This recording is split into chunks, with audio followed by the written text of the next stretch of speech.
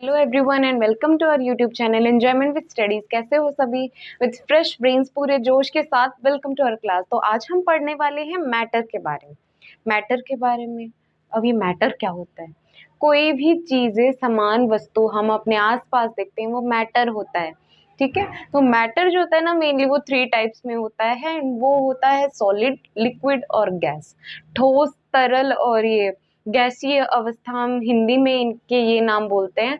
तो सॉलिड का मतलब होता है ठोस, जो मतलब टाइट होता है, बहुत टाइट होता है, या फिर टाइट में मानेंगे हम, जैसे एक बार हिलाने पर अपनी शेप ना बदल सके, वो चीज होती है सॉलिड। एंड लिक्विड होती है तरल पदार्थ, जिसमें कोई भी शेप हमें हम दे देते हैं उसे, तो वो उसी शेप में बदल जाता है। अब जैसे पानी है, बॉटल में, किसी भी बॉटल में डाल दिया तो वो बॉटल की शेप में हो गया, ग्लास में डाला तो वो ग्लास की शेप में हो गया। एंड गैस जो है ना, गैस की कोई शेप या स्ट्रक्चर नहीं होती, वो ऑल ओवर सब जगह प्रेजेंट होती है। अब अपने आसपास कार्बन डाइऑक्साइड, ऑक्सीजन, नाइट्रोजन, ये सारी तरह की अलग अलग मिक्सचर ऑफ गैस प्रेजेंट होते हैं। तो एक एक गैस को ऐसे आइडेंटिफाई करना आसान नहीं होता। तो इतने तरह के अलग अलग तरह की गैसेस जो है अपने आप आजू बाजू प्रेजेंट होती है। तो मैटर जो होते हैं ना, वो थ्री टाइप्स में होते हैं। विथ डायग्राम अगर हम देखें तो इस पे नजर मारना एक बार। देखना, ये तो मैंने सॉलिड का बनाया है, एंड ये बनाऊंगी लिक्विड का, और ये होगा गैस का लास्ट वाला। तो देखिए, सॉलिड के अंदर जो मॉलिक्यूल्स होते हैं ना, वो बहुत टाइटली पैक होते हैं, जिस कारण हम उनका शेप नहीं बदल सकते। सॉलिड में मॉलिक्यूल्स बहुत टाइटली पैक होते हैं, उनमें कोई स्पेस या गैप नाम की चीज नहीं होती, इस तरह किसी होगी। जबकि हम दूसरी तरफ अगर लिक्विड की देखें या तरल पदार्थ वाला जो बॉक्स है वो देखें, तो उसके अंदर ये मॉलिक्यूल जो है ना, वो लूजली पैक होंगे, लूज होंगे। मतलब थोड़ी तरह की जो गैप है, स्पेस है, वो प्रेजेंट होगी इसके अंदर। और ये लिक्विड है, इसकी कोई भी शेप हम देख सकते हैं। जब हम पानी है उसको यहाँ पे गिरा दिया, मान लो एक तरफ पानी हमने गिरा दिया तो उसकी अलग शेप होगी, दूसरी तरफ पानी गिरा दिया वो अलग शेप होगी। वो साफ करना पड़ेगा, वो बाद की टेंशन है, पर हमने अलग अलग तरह की शेप और स्ट्रक्चर देखी है उनकी। तो ये चीज हमें लिक्विड में देखने को मिलती है। एंड दूसरी आती है गैस। गैस के जो मॉलिक्यूल्स है ना, वो बहुत बहुत ज्यादा दूरी पे प्रेजेंट होते हैं। मॉलिक्यूल्स जो है वो बहुत ज्यादा दूरी पे प्रेजेंट होते हैं, इसलिए हमें गैस की कोई स्ट्रक्चर या शेप देखने को नहीं मिलती। अगर हम गैस को एक तरफ इकट्ठी करें, जैसे हम बैलून देखते हैं, तो बैलून में गैस को इकट्ठी करते हैं तो वो चीज अलग है। पर आसपास जब हम अपने नेचर में, अपने अराउंड देखते हैं, तब हमें गैस के मॉलिक्यूल्स इतनी ही दूरी पे नजर आते हैं, इस वजह से उनकी कोई शेप या स्ट्रक्चर नहीं होती।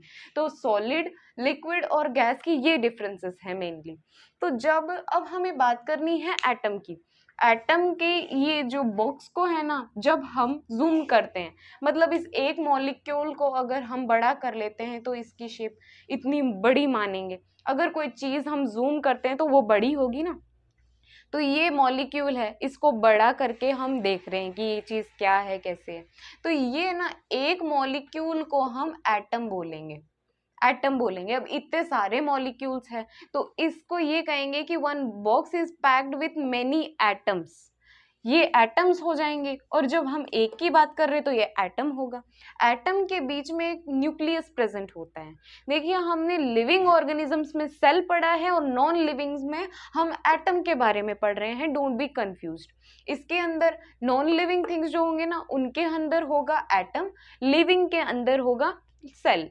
तो एक चीज तो सेम है इसके अंदर कि सेल के बीच में भी न्यूक्लियस प्रेजेंट होता है और एटम के बीच में भी न्यूक्लियस प्रेजेंट होता है। डिफरेंस ये, देखिए एटम जो है ना, अपने एटम को हम अपने सोलर सिस्टम के साथ कंपेयर कर सकते हैं। जैसे हमारा सोलर सिस्टम है, बीच में सन प्रेजेंट होता है, बाजू में ऑर्बिट्स प्रेजेंट होते हैं, उस तरह की सी स्ट्रक्चर होती है एटम की। एटम के अंदर भी ऑर्बिट्स प्रेजेंट होते हैं, ये होता है न्यूक्लियस। न्यूक्लियस को पॉजिटिव साइन से हम शो करेंगे। और ये जो ऑर्बिट्स होते हैं ना, इन्हें नाम दिया है के, एल, एम और एन। और ये जो ऑर्बिट्स होते हैं ना, इनके ऊपर जैसे सोलर सिस्टम में प्लैनेट्स घूमते हैं ना, वैसे एटम के अंदर इलेक्ट्रॉन घूमते हैं। एटम के अंदर इलेक्ट्रॉन घूमते हैं जो नेगेटिवली चार्ज होते हैं। जबकि बीच वाली चीज है ना, जैसे मैंने बताया था कि सोलर सिस्टम के बीच में सन होता है, वैसे एटम के बीच में न्यूक्लियस होता है। तो न्यूक्लियस के अंदर एक पॉजिटिव चीज होगी, मतलब एक नहीं बहुत सारे पॉजिटिव मॉलिक्यूल्स प्रेजेंट होंगे। मॉलिक्यूल्स तो ज्यादा बड़ा हो जाता है, मॉलिक्यूल्स तो यही है पूरे। तो एटम के अंदर एक न्यूक्लियस, न्यूट्रॉन्स नाम की पार्टिकल्स भी पाए जाएंगे। देखिए ये जो एटम है ना, इसकी खोज की थी जॉन डाल्टन ने। इसको डिस्कवर, एटम को डिस्कवर करने वाले जॉन डाल्टन थे। एंड ये जो इलेक्ट्रॉन है जो नेगेटिवली चार्ज है, इनको करने वाले थे जे थॉमसन, मतलब जोसेफ जॉन थॉमसन। ये हो गया इलेक्ट्रॉन की खोज करने वाले। और ये जो न्यूक्लियस है ना, जिसे हमने सन के जैसे माना है, जो बीच में प्रेजेंट है, इसका नाम, इसके अंदर मतलब प्रोटॉन्स प्रेजेंट होंगे। जो पॉजिटिवली साइन है ना, पॉजिटिव साइन होगा प्रोटॉन्स का, पॉजिटिव। तो इसे करने वाले, इसकी डिस्कवरी करने वाले थे एर्नेस्ट रुदरफोर्ड। ये साइंटिस्ट ने प्रोटॉन की डिस्कवरी की थी। देखिए अब ये जो प्रोटॉन है ना, अब इस न्यूक्लियस को बढ़ा करके देखेंगे ना, तो इसके अंदर पॉजिटिव साइन वाले मिलेंगे। ये पॉजिटिव साइन वाले जो है ना, इन्हें हम प्रोटॉन कहेंगे।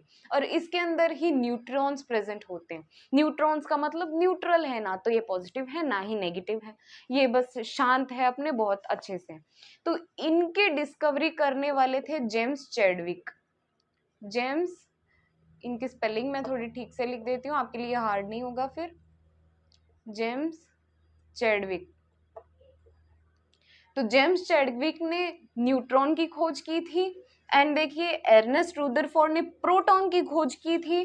जे थॉमसन ने इलेक्ट्रॉन की खोज की थी। जानने वाली बात यह है कि डिस्कवरी तो जे थॉमसन ने की थी, पर नाम इसका इलेक्ट्रॉन स्टोनी ने दिया था। स्टोनी नाम के एक साइंटिस्ट आए थे, उन्होंने इसका नाम इलेक्ट्रॉन दिया था। देखिए एक हमारे आगे काम आने वाली चीज ये है कि इलेक्ट्रॉन जो होंगे ना, वो नेगेटिवली चार्ज होंगे, एंड प्रोटॉन्स जो होंगे वो पॉजिटिवली चार्ज होंगे। और न्यूट्रॉन जो है उस पर कोई साइन नहीं होगा, क्योंकि ना तो ये पॉजिटिव है और ना ही नेगेटिव है। तो ये चीजें हैं तीन। एंड मेन और खास ये चीज जाननी है कि पॉजिटिव साइन जो है ना, वो कभी पास नहीं रहते, ये हमेशा दूर जाने की सोचते हैं। हम मैग्नेट्स में देखते हैं, एक एग्जांपल मैग्नेट का ले सकते हैं। अब नॉर्थ और नॉर्थ साइड है, उन्हें पास रखेंगे तो वो हमेशा रिपेल करेंगे। रिपेल करना मतलब दूर भेजना, ऐसे कभी अटैच नहीं होंगे। जबकि हम नॉर्थ और साउथ को जब पास लाते हैं तो वो हमेशा अटैच होते हैं। तो देखिए पॉजिटिव रिपेल करेंगे, दूर होंगे, नेगेटिव भी रिपेल करेंगे, दूर होते रहेंगे। जब हम पॉजिटिव और नेगेटिव को पास लाएंगे ना, तब ये अटैच हो जाएंगे, जुड़ जाएंगे। इसका यही मतलब है कि पॉजिटिव और नेगेटिव जो है वो अटैच होते हैं। पॉजिटिव रिपेल करेंगे, नेगेटिव रिपेल करेंगे। पॉजिटिव और नेगेटिव या नेगेटिव या पॉजिटिव ये हमेशा अटैच होंगे। इससे यही चीज समझ आती है। क्या आपको कोई डाउट है? हमने पढ़ ली तीन टाइप के मैटर, सॉलिड, लिक्विड और गैस, और एटम की स्ट्रक्चर हमने देख ली, एंड साइंटिस्ट को भी हमने देख लिया जिन्होंने डिस्कवर किए थे एक एक चीज को। ऑर्बिट्स में हमने देख लिया। कुछ भी डाउट लगे मुझे अभी कमेंट सेक्शन में पूछ लेना आप। वीडियो पसंद आई है तो लाइक करके मुझे बताओ कि आपको मेरी वीडियो पसंद आ गई है। चैनल सब्सक्राइब करो, अपने फ्रेंड्स के साथ शेयर करो वीडियो को ज्यादा से ज्यादा। Support me please. Bye and have a great day.